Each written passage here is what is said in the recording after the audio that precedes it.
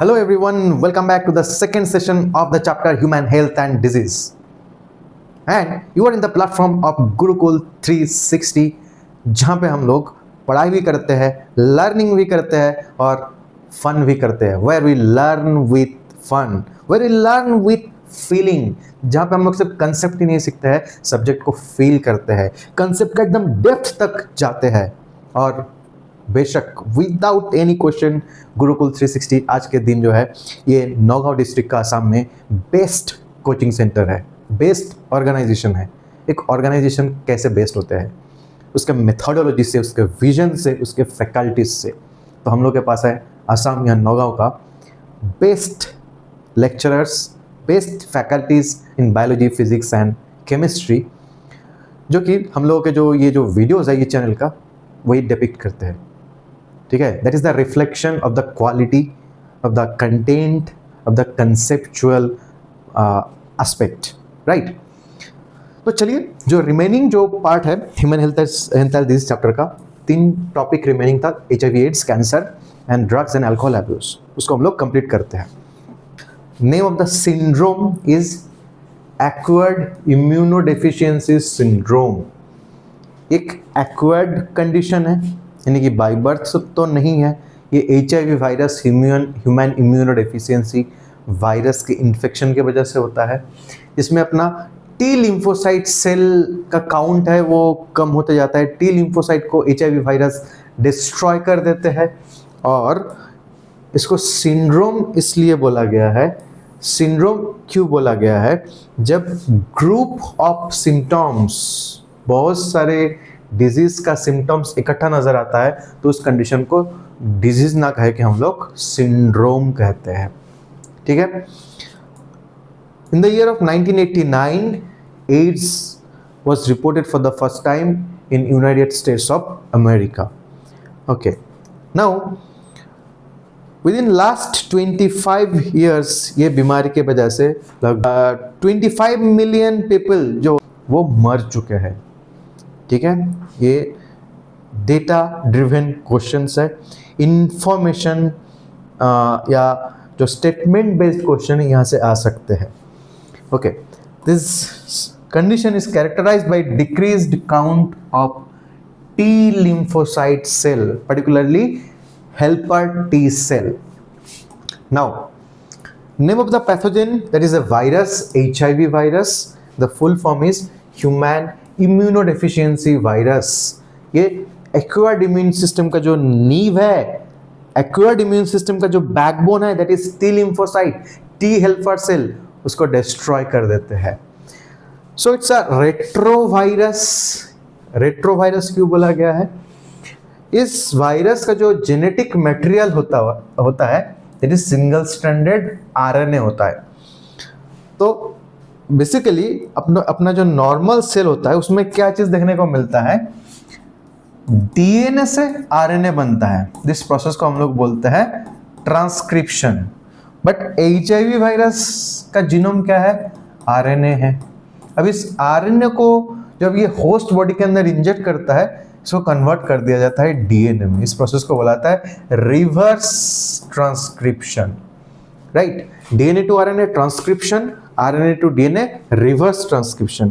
तो ये उल्टा जा रहा है. That's a old method, formation of DNA from RNA. इसलिए इस वायरस को बोला गया है रेट्रोवायरस. इसको एनवेलप्ड वायरस भी बोला गया है क्योंकि इसके बाहर प्रोटीन कोटिंग, प्रोटीन का कवरिंग होता है, राइट. ओके, नेक्स्ट क्या है? This virus contains 2 identical single stranded RNA, जिसको हम लोग ssRNA भी कह सकते हैं. ओके, इस वायरस के अंदर 2 रिवर्स ट्रांसक्रिप्टेज एंजाइम मॉलिक्यूल भी होता है. इस वायरस का जो कोर होता है इसमें 2 रिवर्स ट्रांसक्रिप्टेज एंजाइम मॉलिक्यूल होता है, 2 इंटीग्रेज एंजाइम मॉलिक्यूल होता है एंड 2 प्रोटीज एंजाइम मॉलिक्यूल होता है. तो एक वायरस का जो देखो, एक सेल के जो सेंट्रल पार्ट होता है उसमें न्यूक्लियस होता है, बट वायरस तो सेल नहीं है. It's in the border of living and non living organism. तो ये जो ऑर्गेनिज्म है वायरस, इसके सेंट्रल पार्ट जहाँ पे इसका जेनेटिक मटेरियल रहेगा और कुछ इंपॉर्टेंट एंजाइम्स होता है, उस पार्ट को बोला जाता है core of that particular virus. Okay, तो इसका ये डायग्राम से हम लोग इस वायरस को पहचान सकते हैं। ह्यूमन इम्यूनोडेफिशिएंसी वायरस, ये हो गया इस वायरस का कोर। और इस वायरस के कोर में क्या क्या चीज़ दिख रहा है? 2 सिंगल स्ट्रैंडेड आरएनए दिख रहा है, राइट। 2 रिवर्स ट्रांसक्रिप्टेज एंजाइम दिख रहा है, 2 रिवर्स ट्रांसक्रिप्टेज एंजाइम दिख रहा है, 2 इंटीग्रेज एंजाइम दिख रहा है। What is the function of this enzymes? ये वायरस अपना जेनेटिक मटेरियल को होस्ट बॉडी में इंजेक्ट करेगा, होस्ट बॉडी के अंदर ये आरएनए को कन्वर्ट किया जाएगा डबल स्ट्रैंडेड डीएनए में। वो काम किसका है? वो जिम्मेदारी है रिवर्स ट्रांसक्रिप्टेज एंजाइम का। तो रिवर्स ट्रांसक्रिप्टेज एंजाइम आरएनए को तो डीएनए में कन्वर्ट कर दिया। अब इस डीएनए का क्या काम है? ये जो वायरल डीएनए है, ये होस्ट डीएनए के जो जीनोम है उसमें होस्ट न्यूक्लियस के अंदर जो होस्ट का जीनोम है यानी कि होस्ट डीएनए जो है उसके अंदर इसको टैग करना पड़ेगा। So for that you need integrase enzyme, ठीक है। तो इंटीग्रेज एंजाइम का काम क्या होता है? रिवर्स ट्रांसक्रिप्टेज के मदद से वायरल आरएनए को वायरल डीएनए में कन्वर्ट कर दिया जाता है। अब ये वायरल डीएनए को किधर इनकॉर्पोरेट करना पड़ेगा? होस्ट डीएनए के अंदर। ये जिम्मेदारी किसका है? इंटीग्रेज एंजाइम का। हो गया? ओके, नेक्स्ट, अब ये कोर को चारों ओर से घेर के रखा है प्रोटीन कोट, जिसको बोला जाता है outer capsid and inner capsid, ठीक है। तो ये ग्रीन वाला जो पार्ट है ये है इनर कैप्सिड, ये ब्लू वाला जो पार्ट है ये आउटर कैप्सिड। ये प्रोटीन कोट भी बोला जा सकता है। अब इस प्रोटीन कोट के बाहर फॉस्फोलिपिड का बाइलेयर होता है, ये जो स्फेरिकल स्ट्रक्चर है, so this is phospholipid bilayer. और इस फॉस्फोलिपिड बाइलेयर स्ट्रक्चर में एम्बेडेड होता है स्पाइक प्रोटीन्स। एक ग्लाइकोप्रोटीन होता है बेसिकली। स्पाइक का नाम क्या है? GP120 and GP41, glycoprotein 41, glycoprotein 120। ये स्पाइक का काम क्या होता है? जब ये वायरस एक स्पेसिफिक सेल को रिकॉग्नाइज करेगा तो ये स्पाइक इसको हेल्प करेगा। GP120 होस्ट सेल को रिकॉग्नाइज करने के लिए हेल्प करते हैं। GP41 ये वायरस को होस्ट सेल के सेल मेम्ब्रेन में समा जाने के लिए हेल्प करते हैं और जो genetic material and core region है उसको होस्ट सेल के अंदर इंजेक्ट करने में हेल्प करते हैं। नेक्स्ट, तो HIV वायरस बहुत स्पेसिफिक होता है, ये सारे सेल को अटैक नहीं करते हैं। HIV virus attacks only CD4 positive cell, यानी कि CD4 क्या है? ये special kind of surface receptor होता है सेल का, ठीक है।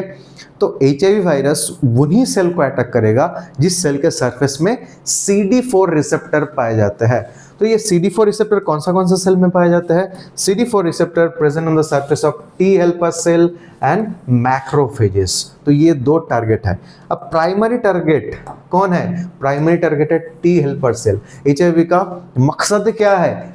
बॉडी में T हेल्पर सेल का काउंट को डिक्रीज कर दो, T सेल को मार दो, ठीक है। HIV और एक सेल को अटैक कर सकता है ह्यूमन बॉडी में आके, मैक्रोफेजेस को भी अटैक कर सकता है। बट मैक्रोफेज को ये किल नहीं करता है, मारते नहीं है। क्यों?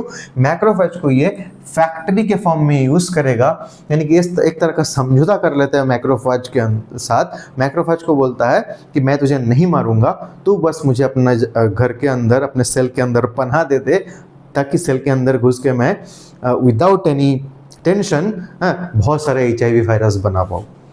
इसीलिए बोला गया HIV kills T cell but do not kill macrophages because macrophages are HIV factories. Okay, so progressive decrease in T lymphocyte causes, जब धीरे धीरे तुम्हारे बॉडी में T सेल का काउंट कम होते जाएगा तो बॉडी में क्या होगा?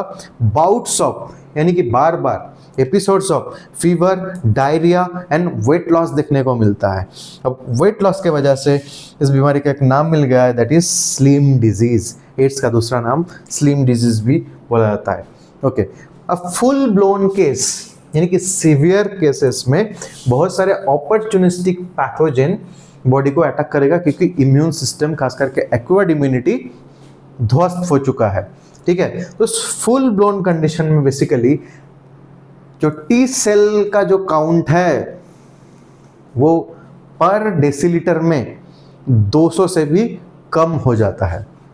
ओके तो कौन सा अपॉर्चुनिस्टिक पैथोजन अटैक करेगा? माइकोबैक्टीरियम, जिसकी वजह से बीमारी होता है जिसका नाम है ट्यूबरकुलोसिस या टीबी। टॉक्सोप्लाज्मा से जो बीमारी होता है टॉक्सोप्लाज्मोसिस। कई सारे फंगल इन्फेक्शन होगा, even skin and lymph node का कैंसर भी हो सकता है due to the attack of opportunistic pathogens. Okay अब इस बीमारी का इंक्यूबेशन पीरियड के बारे में अगर बात करेंगे तो इंक्यूबेशन पीरियड क्या होता है? The time duration between infection to symptom. अच्छा तो ज़रूरी नहीं है कि जिस दिन एक पैथोजन एक होस्ट बॉडी के अंदर एंट्री ले लेते हैं उसी दिन वो अपना रंग दिखाना स्टार्ट करता है।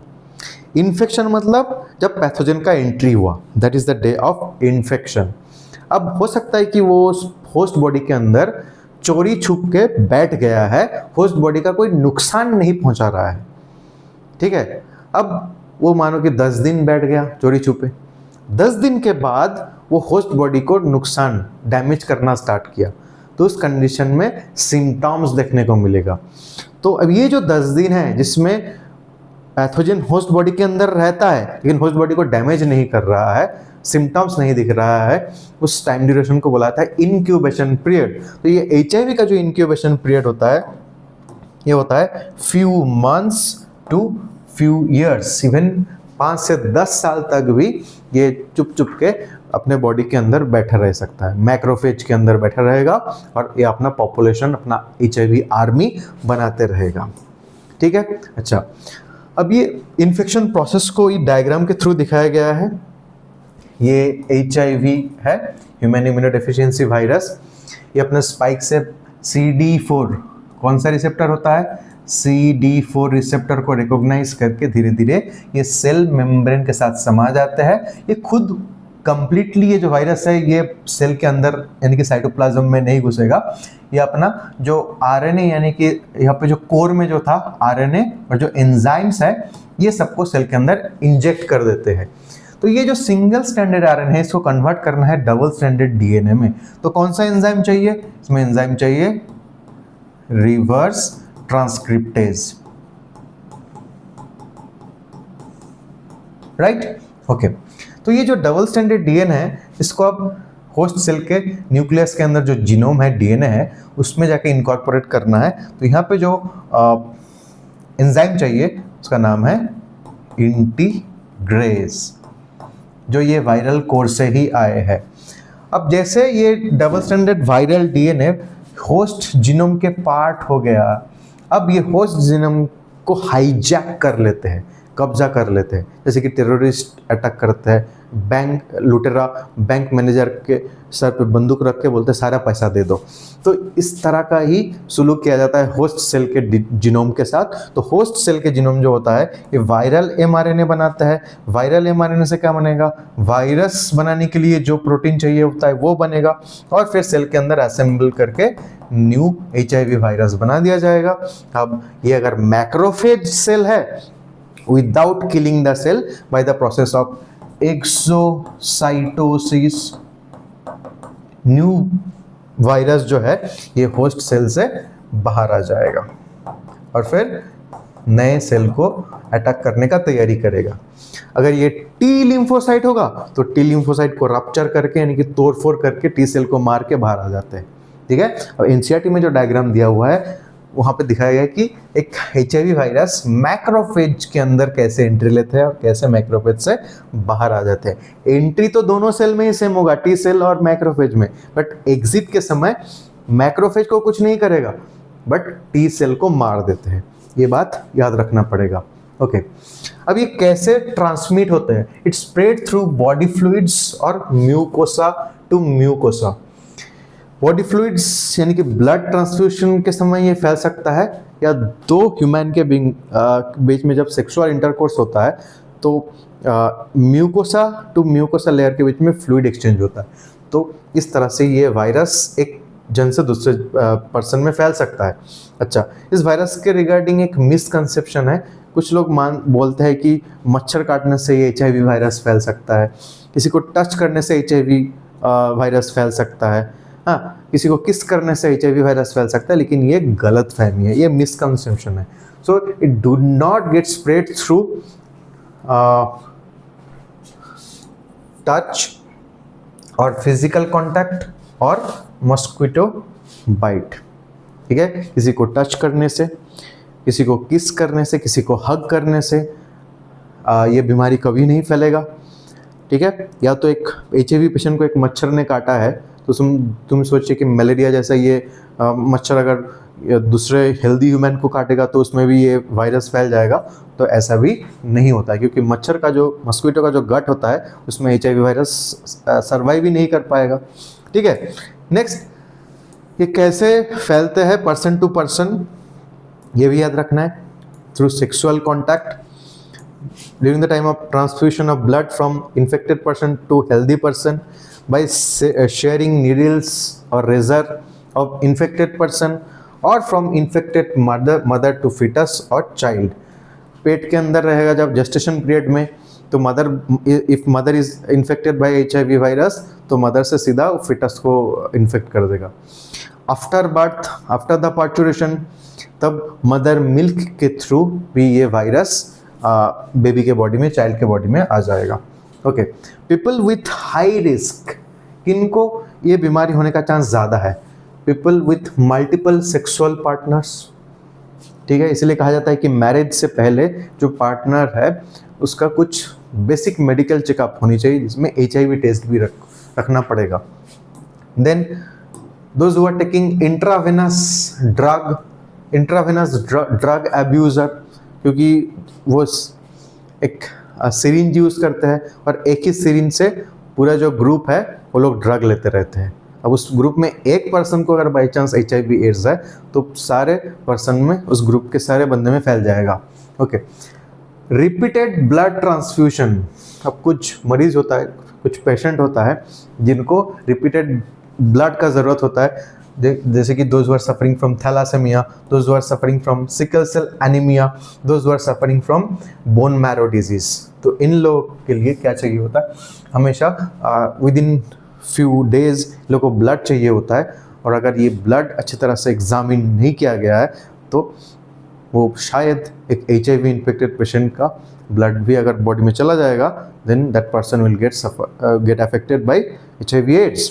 ठीक है, ओके। अब HIV को डिटेक्ट करने के लिए जो डायग्नोसिस टेस्ट या बेटर टू से जो स्क्रीनिंग टेस्ट यूज किया जाता है उसका नाम है ELISA। ELISA का full form enzyme linked immunosorbent assay. Okay, अब ये डायग्नोसिस टेस्ट का रिजल्ट कभी कभी फॉल्स भी आ सकता है। ठीक है, इसीलिए 100% रिलायबल नहीं है। So we can go with the confirmatory test of HIV। So उसके लिए जो बेस्ट है दैट इज वेस्टर्न ब्लॉट, जिसमें HIV स्पेसिफिक जो है RNA एंड प्रोटीन उसको डिटेक्ट किया जा सकता है। Even HIV RNA PCR technique या मॉलिकुलर बायोलॉजी का टेक्निक है, इससे भी HIV का कंफर्मेशन मिल सकता है। Okay, how to treat HIV patient? इसका ट्रीटमेंट के लिए जो ड्रग्स होता है वो बहुत ही रेयर होता है, बहुत कम अवेलेबल होता है, but there are few anti retroviral drugs. But आपको ये चीज़ ध्यान में रखना है कि दिस एंटी रेट्रोवायरल ड्रग्स और treatment can only prolong the life span of the patient, but death is inevitable. कुछ दिन के लिए इस इन्फेक्शन को थोड़ा सा स्लो डाउन तो कर सकते हो एंटी रेट्रोवायरल ड्रग ट्रीटमेंट से, जैसे कि ज़ाइडोवुडिन, स्टैबुडिन, इस तरह का ड्रग यूज़ किया जाता है, बट मौत तो तय है। अगर वो 2 महीने में होने वाला था तो शायद 2 साल लग जाएगा, बस इतना ही। नेक्स्ट, याद रखना है कि AIDS has no cure, only prevention. तो इसको प्रिवेंट कैसे करोगे? मतलब जो भी एस्पेक्ट्स दिखाया गया है कि multiple sexual partner, intravenous drug abusing, ये सब मत करो। और जब ब्लड ट्रांसफ्यूशन हो तो कोई ब्रांडेड मतलब कोई रेपुटेड ऑर्गेनाइजेशन से ही ब्लड लो। ठीक है, तो इसलिए लिखा हुआ है डोंट डाई ऑफ इग्नोरेंस, मतलब जो भी करो जिंदगी में वो 10 बार सोच के करो, ठीक है। मतलब ऐसा नहीं कि जिंदगी में कैजुअलिटी है, बहुत सारा कैजुअल लाइफ बिता रहे हो, कुछ भी हो जाए कोई परवाह नहीं, ऐसा नहीं, ठीक है। ओके, अब ये एड्स को लेके अवेयरनेस फैलाने के लिए एक ऑर्गेनाइजेशन का नाम याद रखना है, NACO, national AIDS control organization. Okay, so this was about AIDS. Now we'll talk about cancer which has no answer। अच्छा, कैंसर का मतलब क्या होता है? कैंसर माने क्या होता है? क्रैब होता है। तो क्रैब से, केकड़ा से ये बीमारी का क्या लेना देना है? याद रखना है कि जो कैंसर है इसका जो सेल है, जिसको न्यूप्लास्टिक सेल भी कहते हैं, इसको मैलिग्नेंट सेल्स भी कहते हैं, ये कैंसरस सेल का जो शेप होता है कहीं ना कहीं ये क्रैब से मिलता जुलता है, केकड़ा का जो शेप है, इसीलिए इसको बोला गया है कैंसर, ठीक है।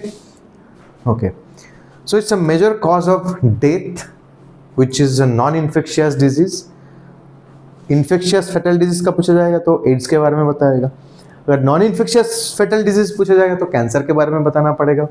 मोर देन 1 मिलियन इंडियंस ये कैंसर से सफ़र करते हैं and large number will die from it annually, ठीक है। तो लगभग 1 मिलियन या उसके आसपास लोग मर जाते हैं कैंसर के वजह से। We need to study oncogenic transformation of cells. अब ये ऑन्कोजेनिक ट्रांसफॉर्मेशन का मतलब क्या होता है? अपने सेल के अंदर कुछ स्विच्ड ऑफ या इनएक्टिवेटेड जीन होता है जिसका नाम होता है प्रोटो ऑन्कोजीन। ये अगर स्विच ऑन हो जाएगा उसको बोला जाएगा ऑन्कोजीन। तो ये प्रोटो ऑन्कोजीन से जब ऑन्कोजीन बन जाएगा अपने बॉडी के अंदर, बेसिकली एक स्विच ऑफ फॉर्म है, एक स्विच ऑन फॉर्म है, देन वो सेल क्या होगा? अनकंट्रोल ग्रोथ शो करेगा and that is called cancer, right. Now we have to study causes of cancer. इसको तो जानते ही है, इसको जानते ही हो रे। ये कौन है रे? ये हल्कू है रे। हल्कू कैसे बना था रे? हल्कू कुछ इस तरह से बना था रे कि ये जो हल्क था ये एक नॉर्मल ह्यूमन बीइंग था। He was expose to gamma radiation. अभी गामा रेडिएशन से क्या होता है? जनरली कैंसर हो जाता है, बट ये एक सुपर ह्यूमन बन गया। बट कहने का मतलब है ये गामा रे से क्या हो सकता है? कैंसर हो सकता है। तो जो भी एजेंट से कैंसर होता है तो सबको हम लोग क्या बोलते हैं? कार्सिनोजेन बोलते हैं। तो कार्सिनोजेन का मतलब क्या होता है? Cancer causing agent. कैंसर के बारे में पढ़ाई को बोला जाता है ऑन्कोलॉजी, ठीक है। तो oncogene, carcinogen, this all terminologies are related to cancer. Okay, तो 3 टाइप के कार्सिनोजेन है, physical carcinogen, chemical carcinogen and biological carcinogen. Physical carcinogen में कौन आएगा? रेडिएशंस आएगा। बायोलॉजिकल कार्सिनोजेन में कौन आएगा? Tobacco smoke, sorry, chemical carcinogen में टोबैको स्मोक आ जाएगा। बायोलॉजिकल कार्सिनोजेन में कुछ स्पेसिफिक ऑन्कोजेनिक वायरस आ जाएगा एंड सेलुलर ऑन्कोजीन्स आ जाएगा। तो again I am repeating, carcinogen की वजह से कैंसर होता है। कार्सिनोजेन 3 टाइप के होता है, physical carcinogen, chemical carcinogen, biological carcinogen. Physical carcinogen में कौन आता है? रेडिएशंस आते हैं। केमिकल कार्सिनोजेन में कौन आता है? टोबैको स्मोक आता है। बायोलॉजिकल कार्सिनोजेन में कौन आता है? Oncogenic virus and cellular oncogene आता है। अब रेडिएशंस में क्या? Radiations are of 2 types. 2 प्रकार के रेडिएशन होता है, ionising radiation and non ionising radiation. Ionising radiation, ये जो रे होता है इसके पास इतना एनर्जी होता है कि एक एटम या मॉलिक्यूल से इलेक्ट्रॉन को डिस्प्लेस कर सकता है। तो ये एक मॉलिक्यूल को आयन में कन्वर्ट कर सकता है, इसलिए इनको बोलेंगे आयनाइजिंग रेडिएशन। कौन कौन है? X ray and gamma rays, ठीक है। अच्छा, अल्ट्रावायलेट रेज जो है इसके पास इतना पावर नहीं है, इतना कैपेसिटी नहीं है कि एक मॉलिक्यूल या एटम के सरफेस से इलेक्ट्रॉन को डिस्प्लेस कर पाएगा, इसलिए इनको बोला गया है नॉन आयनाइजिंग रेडिएशन। अच्छा, टोबैको स्मोक, इसमें ऐसा क्या रहता है कि जिसकी वजह से कैंसर होता है? टोबैको में क्या रहता है? टोबैको में कुछ केमिकल कार्सिनोजेंस होता है, जैसे कि लिखा हुआ है पॉलीसाइक्लिक एरोमेटिक हाइड्रोकार्बन्स, PAH बोला जाता है। इसमें कुछ एरोमेटिक अमाइंस होता है, नाइट्रोजोमैन अमाइंस होता है एंड बेंजीन होता है।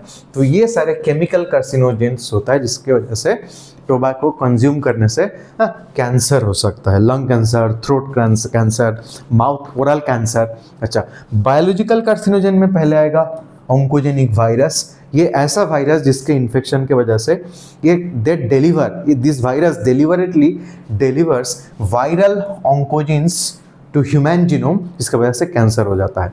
अच्छा, सेलुलर ऑन्कोजीन या सी ऑन्कोजीन कौन होता है? जो स्विच ऑफ या इनएक्टिवेटेड प्रोटो ऑन्कोजीन्स, ये जब एक्टिवेट हो जाएगा either spontaneously or influenced by these other carcinogens, that will get converted into oncogene, तब कैंसर हो जाता है। तो ये मुकेश है, इनको तो सब जानते ही हो अगर मूवी देखने जाते हो सिनेमा हॉल में। Sir, all of them are suffering from cancer. She is suffering from oral cancer and he is suffering from throat cancer, right. तो ये सब टोबैको कंज्यूम करते थे और इन लोगों को कैंसर हो गया। अच्छा, now we will try to talk about normal cell, will differentiate between normal cell and cancerous cell. तो नॉर्मल सेल का क्या क्या प्रॉपर्टी होता है? Cell growth is highly controlled and regulated, और इसके पीछे कुछ जीन होता है। कौन सा जीन होता है? प्रोटो ऑन्कोजीन होता है। प्रोटो ऑन्कोजीन का काम क्या होता है? ये सेलुलर ग्रोथ एंड प्रोलिफरेशन है कि डिवीजन को एक सर्टेन लिमिट तक कंट्रोल करके रखना। ट्यूमर सप्रेसर जीन्स होते हैं। ट्यूमर सप्रेसर जिनका काम क्या होता है? ये इनहिबिट्स प्रोलिफरेशन, ट्यूमर होने से रोकता है, एक्सेसिव सेल डिवीजन को रोकता है।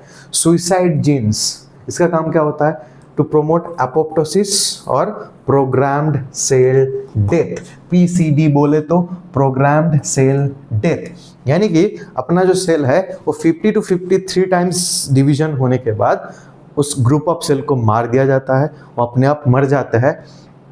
ये जिनमें ये प्रोग्राम होता है और इस प्रोग्राम को मेंटेन करता है suicide genes. Program cell death genes भी बोला जाता है, एपोप्टोसिस जीन भी बोला जाता है, ठीक है, ओके। जिसको बोला जाता है हे फ्लिक लिमिट। अच्छा, ये सबसे रिलेटेड P53 बोल के भी एक जीन होता है जो काम करते रहते हैं नॉर्मल सेल्स के लिए, जिसके वजह से कैंसर नहीं होता। जब तक P53 काम करेगा कैंसर नहीं होगा। P53 काम करना बंद कर देगा, ये इसमें म्यूटेशन हो जाएगा तो कैंसर हो जाएगा, ठीक है, ओके। नॉर्मल सेल का और कुछ प्रॉपर्टी देखने को मिल रहा है। Contact inhibition. कॉन्टैक्ट इनहिबिशन का मतलब क्या होता है? ये एक सेल है, ये दूसरे सेल है, ये दोनों का बाउंड्री अगर आपस में टच किया है तो ये इस बाउंड्री से इधर अपना सेल डिवीजन बंद कर देगा। That is called contact inhibition. They will maintain proper volume to surface ratio, और एक जोन के अंदर एक टिश्यू का ग्रोथ है कन्फाइंड रहते हैं। अच्छा, टेलोमरेज एक्टिविटी देखने को मिलता है नॉर्मल सेल में। टेलोमरेज बोल के एक एंजाइम होता है जो कि हर डिवीजन के साथ सेल से, एक पर्टिकुलर सेल के अंदर से कुछ सर्टेन अमाउंट ऑफ DNA को स्प्लाइस आउट, कट आउट करते रहता है। और ये टेलोमरेज जीन के वजह से, टेलोमरेज एंजाइम के वजह से क्या होता है? एजिंग देखने को मिलता है नॉर्मल सेल में। Cells are mortal in our body, right. Cell addition क्या होता है? सेल एडिशन मतलब जब एक ग्रुप ऑफ सेल देख रहे हो एक टिश्यू में, तो ये सेल्स के बीच में एक एडिशन फोर्स काम करता है, क्योंकि इसको एक ही जगह में इंटैक्ट रखते हैं, राइट।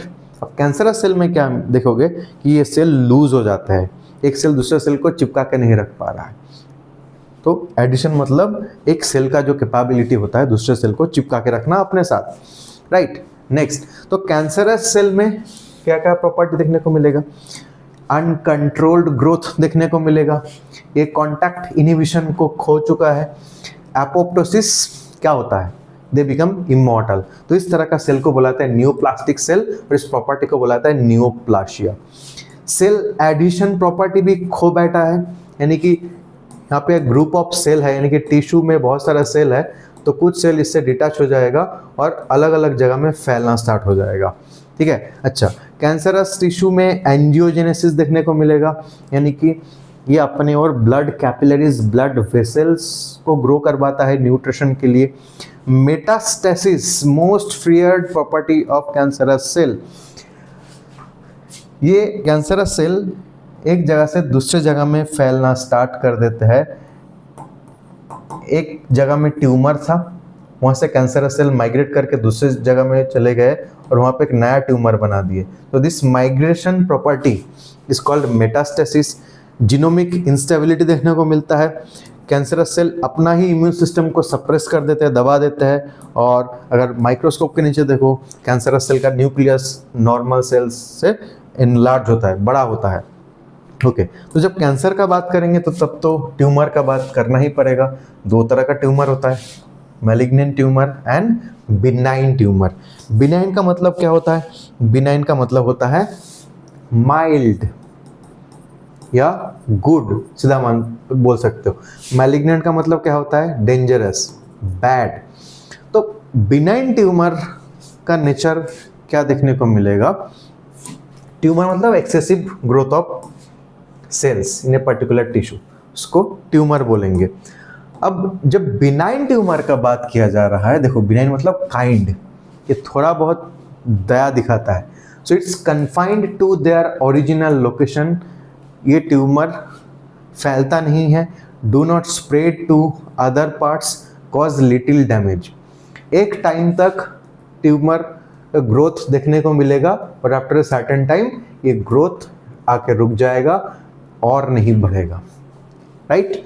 अच्छा, अब मैलिग्नेंट ट्यूमर का अगर बात करते हैं, पहले एक छोटा सा ट्यूमर दिखेगा, फिर ये ट्यूमर बड़ा होते जाएगा, इसका ग्रोथ कमी नहीं हो रहा है, फिर एक जगह से ये ट्यूमर दूसरे जगह में देखने को मिलेगा, ये फैल भी रहा है।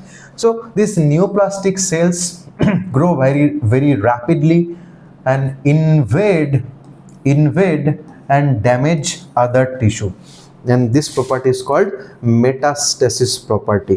और इसके वजह से that will form new tumors by displacement into a different place of your body। so that's why बोला गया है कि most feared property of malignant tumor is metastasis। इसलिए कहा जाता है कि अगर फर्स्ट स्टेज में कैंसर का डिटेक्शन हो रहा है तो कोई कोई केस में कैंसर क्यूरेबल है, बट अगर जितना डिले होते जाएगा, ये मेटास्टेसिस प्रॉपर्टी की वजह से बॉडी में एक पर्टिकुलर टिश्यू से कैंसरस सेल कहाँ कहाँ पे फैल जाएगा, तो इवन केमोथेरेपी, रेडियोथेरेपी से भी वो क्योर नहीं किया जा सकता है, राइट। ओके, अब अगर कैंसर के टाइप्स के बारे में बात करेंगे तो कुछ मेजर टाइप्स ऑफ कैंसर के बारे में बोला गया है, जैसे कि कार्सिनोमा, ये मतलब होता है एपिथेलियल टिश्यू का कैंसर, जैसे कि स्किन कैंसर भी हो सकता है। सार्कोमा, हाँ, मेसोडर्मल टिश्यू का कैंसर, जैसे कि बोन कैंसर को भी बोला जाएगा, कार्टिलेज कैंसर को भी बोला जाएगा, सार्कोमा। ठीक है, मसल में कैंसर होगा तो भी उसको सार्कोमा बोलेंगे। अच्छा, अब अगर बात करते हैं ब्लड कैंसर का, ब्लड कैंसर को नॉर्मली ल्यूकेमिया भी बोल सकते हो और लिम्फोमा भी बोल सकते हो, right. Next, cancer detection and diagnosis. तो अर्ली डिटेक्शन इज एसेंशियल। मैंने अभी बोला अगर फर्स्ट स्टेज में अर्ली डिटेक्शन किया जाएगा तो कई तरह का few kinds of cancer they are curable, completely curable if detected early, remember. Okay, अब कैसे डिटेक्ट किया जाता है? ब्लड एग्जामिनेशन से डिटेक्ट किया जाता है। ठीक है, जैसे कि अगर ब्लड चेक करोगे विल फाइंड इंक्रीज WBC। तो अगर WBC काउंट बढ़ जाएगा that means that person is suffering from leukaemia, blood cancer. अगर ब्लड में कुछ ट्यूमर मार्कर, स्पेशल प्रोटीन्स या केमिकल कंपोनेंट होता है जो मैलिग्नेंट ट्यूमर रिलीज करते रहते हैं, ठीक है, जिसको बोला जाएगा ट्यूमर मार्कर। ये एग्जाम्पल दिया है अल्कलाइन फॉस्फेटेज बोल के एंजाइम, अगर ब्लड में बहुत ज़्यादा रहेगा, that means that person is suffering from bone cancer. Alkaline phosphatase ये ट्यूमर सेल्स या न्यूप्लास्टिक सेल्स रिलीज करते रहते हैं। नाउ बायोप्सी और histopathological studies can be perform, यानी कि टिश्यू स्पेसिफिक स्टडी किया जाता है। Suspected tissue cut into thin sections and is stained and examine under microscope. Microscope के नीचे टिश्यू अगर चेक किया जाता है तो जो एक्सपर्ट होता है उसको पता लग जाता है कि is this a normal tissue और कैंसरस टिश्यू। तो that is called biopsy simply. अच्छा, अब क्या होगा अगर कैंसर इंटरनल ऑर्गन्स में है? सिंपली ब्लड का पैथोलॉजिकल स्टडी या बायोप्सी से मालूम नहीं चल रहा है, then you have to go with this techniques, radiography, CT scan and MRI, right? Okay, और कुछ टेक्निक बताया गया है। Antibodies against cancer specific antigen, यानी कि अगर किसी के बॉडी में कैंसर हुआ है तो उसके जो मैलिग्नेंट ट्यूमर्स या न्यूप्लास्टिक सेल है वो एंटीजन रिलीज करेगा। अब एंटीजन को डिटेक्ट करने के लिए क्या करना पड़ेगा? एंटीबॉडी यूज करना पड़ेगा। एंटीबॉडी से एंटीजन अगर डिटेक्ट हो गया है मतलब antigen will show binding with specific antibodies. तो अगर तुम कैंसर स्पेसिफिक एंटीबॉडी यूज किए हो मतलब बॉडी में कैंसरस एंटीजन है, means that person is suffering from cancer, right? अच्छा, जैसे कि अगर कोई टाइफाइड से सफ़र कर रहा है तो that person, the blood of that person will contain typhoid specific antigen. उसको टाइफाइड स्पेसिफिक एंटीबॉडी से डिटेक्ट कर सकते हो। अगर कोई मलेरिया से सफ़र कर रहा है तो उसके ब्लड के अंदर क्या रहेगा? Malaria specific antigen. तो मलेरिया स्पेसिफिक एंटीजन को डिटेक्ट करने के लिए मलेरिया स्पेसिफिक एंटीबॉडी यूज़ करेंगे। अब एक पर्सन अगर कैंसर से सफ़र कर रहा है तो उसके जो एबनॉर्मल सेल्स है, न्यूप्लास्टिक सेल्स जिसको बोलते हैं हम लोग, न्यूप्लास्टिक मैलिग्नेंट कैंसरस सेल्स, वो कुछ स्पेशल प्रोटीन रिलीज करेगा, स्पेशल केमिकल कंपोनेंट रिलीज करेगा जिसको बोलता है कैंसर स्पेसिफिक एंटीजन, जिसको डिटेक्ट करने के लिए एंटीबॉडीज यूज करोगे। या तो डिफरेंट मॉलिक्यूलर बायोलॉजी का टेक्निक भी यूज किया जा सकता है, जैसे कि पीसीआर यूज किया जाएगा कैंसर को डिटेक्ट करने के लिए। देन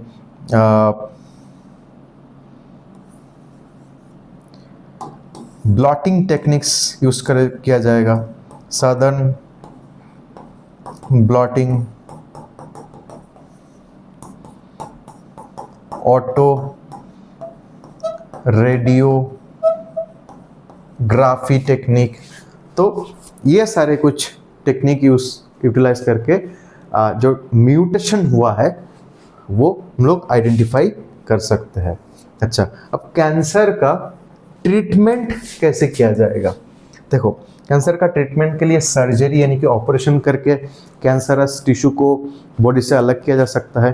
जैसे कि अगर प्रोस्टेट कैंसर हुआ है, ब्रेस्ट कैंसर हुआ है, तो इस केस में उस ऑर्गन को बॉडी से अलग कर दिया जाएगा। अच्छा, रेडियोथेरेपी, यहाँ पे क्या किया जाएगा? रेडियो एक्टिव रेज इस्तेमाल करके एक पर्टिकुलर टिश्यू में जो कैंसरस सेल है उसको मार दिया जाएगा। ठीक है, केमोथेरेपी में कुछ स्पेशल केमिकल यूज करके टारगेटेड सेल को डैमेज कर दिया जाएगा।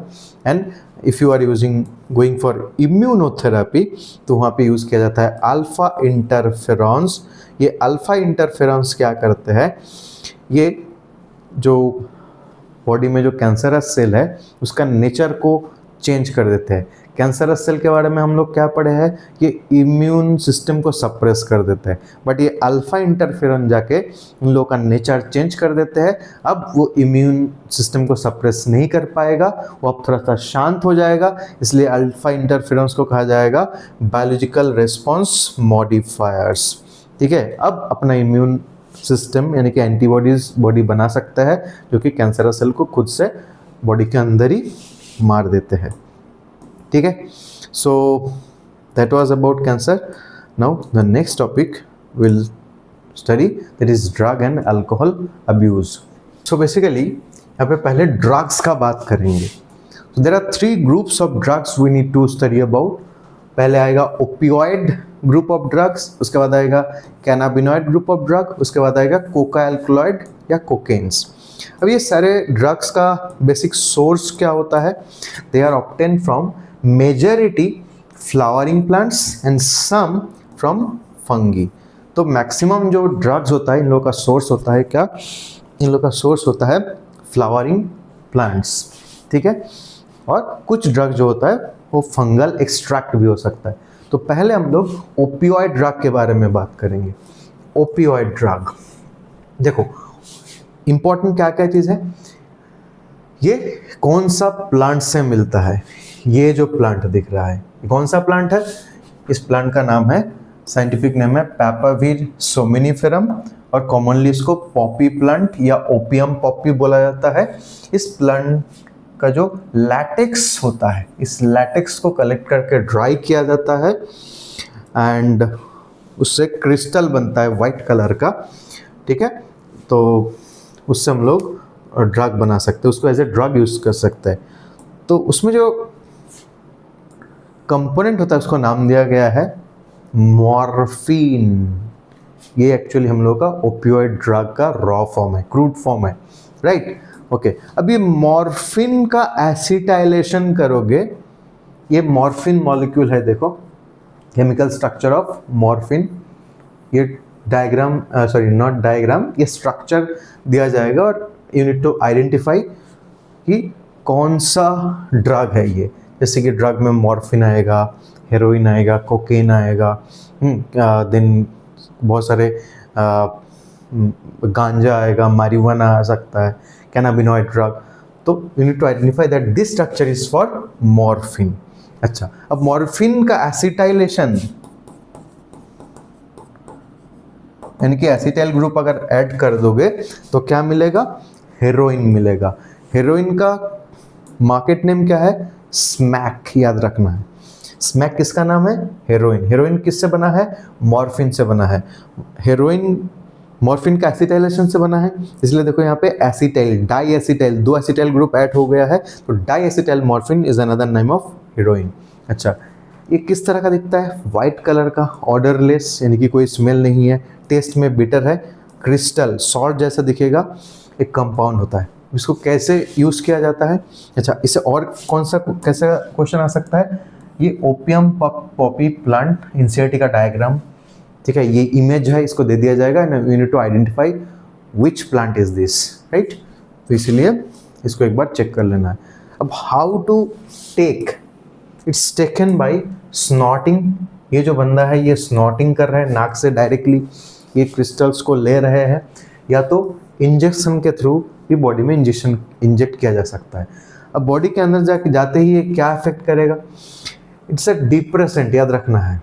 ओपियोइड ड्रग ये डिप्रेसेंट, यानी कि डिप्रेसेंट का मतलब क्या होता है? It slows down body functions, body function को कम कर देते हैं, चिल हो जाओगे।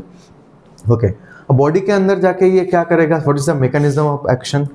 ये जो ओपियोइड ड्रग मॉलिक्यूल होता है, इसके जिसके साथ बॉडी के अंदर जाने के बाद ये कुछ स्पेशल सेलुलर रिसेप्टर के साथ ओपियोइड मॉलिक्यूल जाके बाइंड हो जाता है, इसका नाम है ओपियोइड रिसेप्टर। ये ओपियोइड रिसेप्टर कहाँ कहाँ पे होता है ये याद रखना पड़ेगा। ये सेंट्रल नर्वस सिस्टम में होता है और डाइजेस्टिव सिस्टम का जो इनर वॉल है जिसको बोला जाता है गैस्ट्रो इंटेस्टिनल ट्रैक्ट में भी ओपियोइड रिसेप्टर प्रेजेंट होता है। And after binding with this opioid receptor with opioid molecules कैसा इफेक्ट होता है? Okay, it can act as sedative और पेन किलर। मॉर्फिन का इस्तेमाल जो होता है ये बॉडी फंक्शन को कम करने के लिए और पेन किलर के तौर पे यूज़ किया जाता है। That means it's useful who have undergone surgery. बहुत ज़्यादा दर्द हो रहा है, बहुत ज़्यादा बॉडी हाइपर एक्टिविटी शो कर रहा है, तो अगर मॉर्फिन इंजेक्ट कर देते हैं तो उसका एक्टिविटी कम हो जाएगा। That is called the sedative nature, right. Tranquilizer का भी काम कर सकते हैं और दर्द भी कम हो जाएगा। Next group of drug that is cannabinoid drug. Cannabinoid drug ये वाला प्लांट्स से मिलता है। आई थिंक ये वाला प्लांट जो होता है ये सड़क किनारे में, जंगल में भी देखे हो। इसका साइंटिफिक नेम है कैनाबिस सटाइवा। ओके, अब ये कैनाबिस सटाइवा का प्लांट का जो इनफ्लोरोसेंस है, इससे हम लोग ये cannabinoid group of drug obtain कर सकते हैं। Okay, flower top, leaves, resin, यानी कि अगर प्लांट का जो पत्ता या एक डाली जो है, इसको तो अगर तुम तोड़ दोगे तो उससे जो लिक्विड रिलीज होता है उसको बोला जाता है रेजिन। मॉर्फिन किस चीज़ से बनता था? पॉपी प्लांट का लैटेक्स से। लैटेक्स क्या था? मिल्क की फ्लूइड को लैटेक्स बोलेंगे और कलरलेस फ्लूइड को रेजिन बोलेंगे। ये गम लाइक होता है। तो फ्लावर टॉप, लीव्स और resin of this cannabis sativa plant को डिफरेंट वेरियस कॉम्बिनेशन में यूज करके डिफरेंट कैनाबिनॉइड ड्रग प्रोड्यूस किया जाता है, जैसे कि नाम लिखा हुआ है मारिजुआना, हैशिश, चरस एंड गांजा। ओके, कैसे इसको इनटेक किया जाता है? बाय इनहेलेशन और बाय इंजेशन। इसका स्मोक तुम ले सकते हो, स्नॉटिंग में डायरेक्टली लेते हैं और इनहेलेशन में स्मोक लेते हैं, और इंजेशन कोई भी लिक्विड के साथ या खाना के साथ मिक्स करके भी लिया जा सकता है। अब बॉडी के अंदर जाते हैं, इस चीज़ को इफेक्ट करेगा, कार्डियोवास्कुलर सिस्टम को इफेक्ट करेगा। बेसिकली ये कार्डियोवास्कुलर एक्टिविटी को इंक्रीज कर देते हैं, right. So it interact with cannabinoid receptor. कहाँ पे प्रेजेंट होता है? ये अपने ब्रेन में प्रेजेंट होता है, right. These cannabinoid drugs sometimes are used by sports person। और जो चीज़ इंपॉर्टेंट चीज़ याद रखना है, the skeletal structure of cannabinoid molecule. तो ये मॉलिक्यूल अगर दे देता है तो you have to identify this is for cannabinoid molecule, this is for morphine, right. Okay, next जो स्ट्रक्चर दिया हुआ है, ये लीफ है किस चीज का? कैनाबिस सटाइवा प्लांट का लीफ है। Okay, next group of drug जिसको बोला जाता है कोका अल्कोलॉइड और कोकेन। कोका अल्कोलॉइड और कोकेन। अब कोकेन कौन सा प्लांट से मिलता है? कोका प्लांट से मिलता है। इसका साइंटिफिक नेम क्या है? Erythroxylum Coca. ये कौन सा जगह में पाया जाता है? This is the native plant of southern America, right. Okay, अब ये जो कोकेन होता है, कॉमनली इसको कोक या क्रैक कहा जाता है। Do not confuse between smack and crack. Smack is the common name of heroin, that is opioid drug. Crack is the common name of cocaine which is Coca alkaloid drug. ये generally snorting करके लिया जाता है। What is snorting? Snorting नाक से directly खींचते हो, that is snorting. तो मॉर्फिन भी इस तरह से लिया जाता है, कोकेन भी इस तरह से लिया जाता है, स्नॉटिंग करके। अब बॉडी के अंदर जाके कैसे काम करेगा? It interacts with the transport of dopamine. ये डोपामिन रीअब्जॉर्प्शन को क्या करते हैं?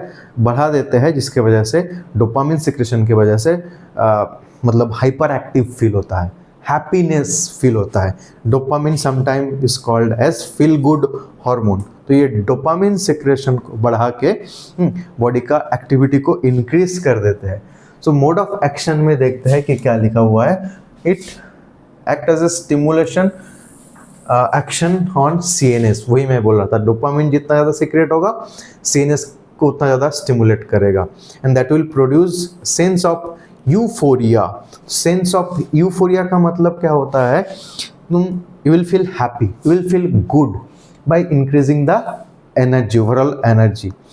But if somebody is taking excessive dose of cocaine, in that case that person will face hallucination, that cause hallucination. Hallucination क्या होता है? वो जो इमेजिन कर रहा है या जो उसके आँख के सामने हकीकत में नहीं है, वो सारी चीज़ उसको दिखाई देगा, वो सारी चीज़ उसको विजुअलाइज होगा, ठीक है। मैंने कि अगर एक रस्सी दिखा के मैं बोलूँगा ये सांप है, तो मान लेगा कि ये सांप है। एक रस्सी दिख रहे हो तो उसको सांप नज़र आएगा। तो दैट इज़ हैलुसिनेशन।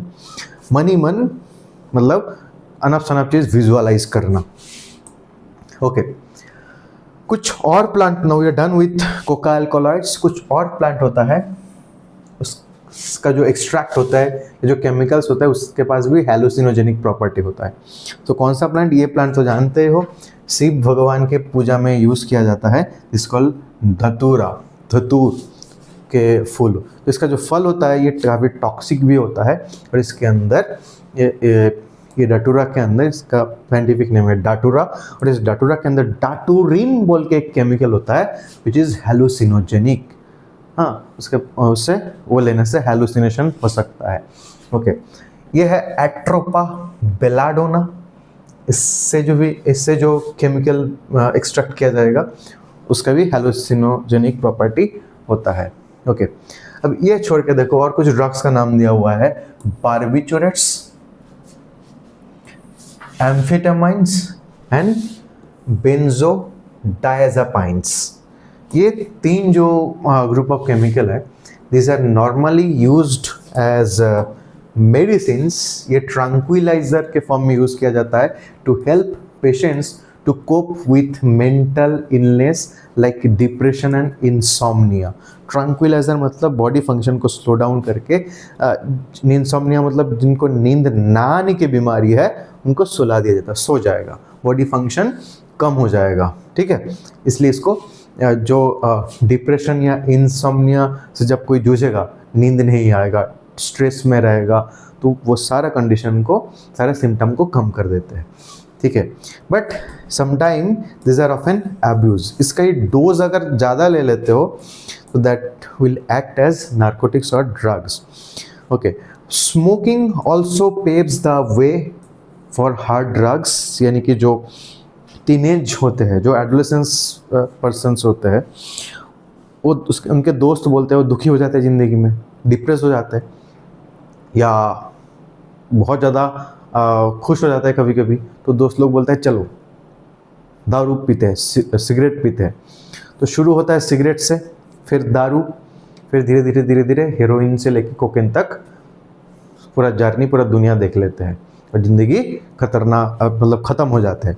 ठीक है, तो उसके बाद क्या आएगा? उसके बाद जब पूरा ज़िंदगी में मतलब अंधेरा ही अंधेरा है, that person will feel lonely, right, heart broken, everything is lost. तो दैट्स वाई ये अवेयरनेस है। ये क्यों पढ़ाया जा रहा है? बेसिकली ये अवेयरनेस किया जा रहा है कि कैसे ये काम करते हैं, और बेसिकली ये अच्छाई के लिए नहीं है, ये टेम्पोररी अम्यूजमेंट, टेम्पोररी यूफोरिया देते हैं, टेम्पोररी हैप्पीनेस देता है, बट अल्टीमेटली लॉन्ग टर्म में ये तुम्हारे बॉडी सिस्टम को खोखला कर दे रहा है। ठीक है, सो बेसिकली यहाँ पे क्या है, tobacco has been used by human for more than 400 years। कैसे? बीड़ी सिगरेट के फॉर्म में इसको स्मोक किया जाता है, गुटखा ये सब के फॉर्म में इसको च्यू किया जाता है, चबाया जाता है। बोलो जुआ केसरी नाम तो सुने हो। अच्छा, इसको पाउडर फॉर्म में ये जो ब्राउन शुगर इसको बोला जाता है, इसको स्नफ भी किया जाता है, सूंघ दिया जाता है। ओके, अब टोबैको में ऐसा क्या है? Tobacco contains large number of chemicals including nicotine and alkaloid. ठीक है, अच्छा, निकोटिन का काम क्या होता है? निकोटिन जो होता है that stimulates adrenal gland to release adrenaline and noradrenaline, जो कि बॉडी में एटीपी कंजम्पशन, ऑक्सीजन कंजम्पशन को बढ़ा देते हैं और बॉडी कुछ देर के लिए हाइपर एक्टिव हो जाते हैं। सो इफेक्ट बताया गया है that will raise in blood pressure and increased heart rate, जो कि ये एड्रेनालिन एंड नॉर एड्रेनालिन का फंक्शन है। ये हार्ट रेट को बढ़ा देते हैं, ब्लड प्रेशर भी बढ़ जाएगा, बॉडी का activity, energy consumption, oxygen consumption भी इंक्रीज हो जाता है। ओके, लंग कैंसर भी हो सकता है। Okay, urinary bladder, throat and oral cavity का कैंसर भी हो सकता है ये टोबैको च्यू करने से, ठीक है, या तो स्मोक करने से।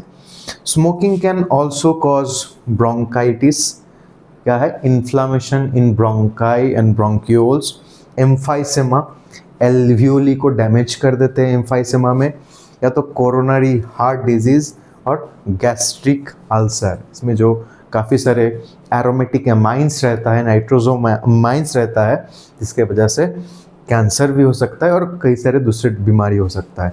ठीक है। और क्या करता है, अगर तुम स्मोकिंग ज़्यादा करोगे that will increase carbon monoxide content of blood, और जानते हैं कि अगर ब्लड में कार्बन मोनोऑक्साइड कंटेंट अगर ज़्यादा हो जाता है तो कार्बन मोनोऑक्साइड हीमोग्लोबिन के साथ बाइंड करके कार्बोक्सी हीमोग्लोबिन बनाता है and that will destroy haemoglobin,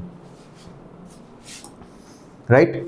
okay, so इसलिए बताया गया है कि अगर कोई रेगुलर कंज्यूम कर रहा है अल्कोहल को, अब स्मोकिंग से आ जाता है alcohol consumption, if regular use of alcohol can cause damages of nervous system and liver cirrhosis और फैटी लिवर।